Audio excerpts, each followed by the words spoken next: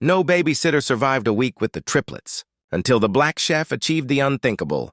In a spacious, modern home on the outskirts of the city, the Johnson family lived a picture-perfect life, except for one thing. Their triplets, Alex, Ella, and Max, were wild.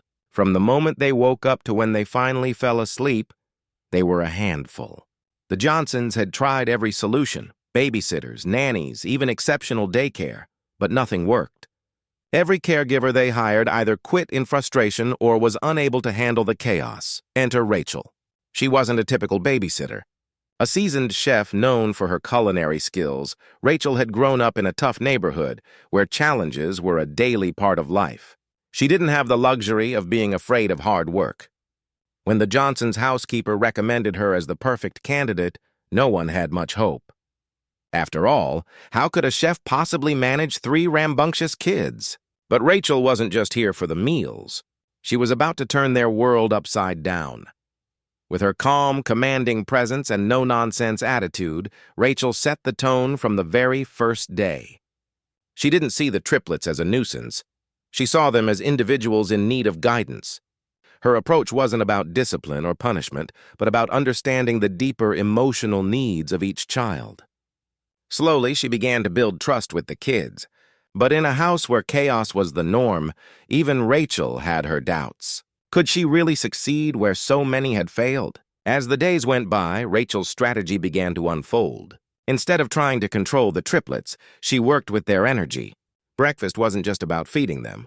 It was a time for them to bond. Rachel would turn meal prep into a fun, interactive experience. She'd let Alex mix the pancake batter, give Ella the task of setting the table, and have Max help with pouring juice. It wasn't just about keeping them busy, it was about showing them that they could contribute, be part of something, and learn responsibility. However, the road was not without its obstacles. At first, the triplets didn't fully embrace Rachel's methods. There were tantrums, refusals to eat, and the occasional emotional breakdown. But Rachel never gave in. She stayed consistent and patient, giving the children space to express themselves while subtly guiding them toward healthier communication. Over time, the triplets began to respond. Alex, who was always the troublemaker, started to open up about his fears of being overlooked. Ella, the most emotional, found comfort in Rachel's calm demeanor and began to communicate her needs more clearly. Max, the most energetic, learned to channel his restless energy into creativity, making arts and crafts under Rachel's watchful eye. Yet despite these breakthroughs, there were still moments when Rachel felt the weight of the situation. The triplets' parents, oblivious to the emotional labor Rachel was putting in, only saw the surface, the messes, the noise, the frustration. They questioned her methods, wondering if she was really making any progress. They didn't understand the emotional intelligence Rachel was using to break through the triplets' defenses. This lack of appreciation from the very people who hired her made Rachel wonder if she was truly making a difference. But each time she saw the children smile or heard them speak their feelings, she knew she couldn't give up. The pivotal moment came when the Johnsons were preparing for a family reunion. The triplets' behavior had been improving, but they were still prone to outbursts. A day before the event, things took a turn. Max, frustrated by a broken toy, threw a tantrum that nearly turned into a complete meltdown. Ella, sensing the tension, began to cry uncontrollably, and Alex, who had been doing so well, retreated into his shell, refusing to speak to anyone. Rachel knew that the stakes were higher than ever. This was a defining moment, not just for her, but for the triplets' future. If she couldn't handle this situation, it would confirm everyone's doubts. With calm resolve, Rachel took control. She gathered the children in a quiet corner of the house, far from the chaos of the family reunion preparations. Instead of trying to silence their emotions, she acknowledged them. She sat down with each child, asking them to share what was making them upset.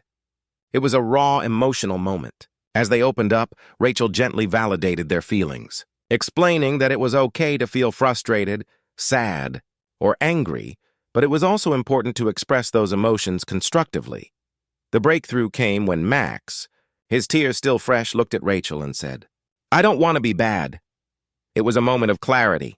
Rachel smiled, her heart full, and said, "You're not bad, Max. You're just upset, and we're going to work through it together." By the time the reunion began, the triplets were not only calm, but also excited. They played with their cousins, showcasing their newfound ability to manage their emotions. Rachel stood by the sidelines, her heart swelling with pride. The triplets' parents, witnessing the transformation, couldn't believe their eyes. For the first time, they saw their children thriving in a way they had never imagined possible. Rachel's impact on the Johnson family was profound, but it wasn't just about the triplets. It was about the way she changed the entire family dynamic. The triplets had been the center of the household's emotional chaos. Still, with Rachel's guidance, they learned how to channel their energy into something productive and healthy. Their parents, who had been skeptical at first, began to see the value in Rachel's approach. She had shown them the power of patience, empathy, and emotional intelligence, things they hadn't realized their children needed. But beyond that, Rachel's success went beyond just taming the triplets. It was about breaking down barriers, personal, familial, and racial. She had entered the Johnsons' home not as a mere employee, but as a catalyst for change. As a black woman, she was often overlooked or undervalued in professional settings.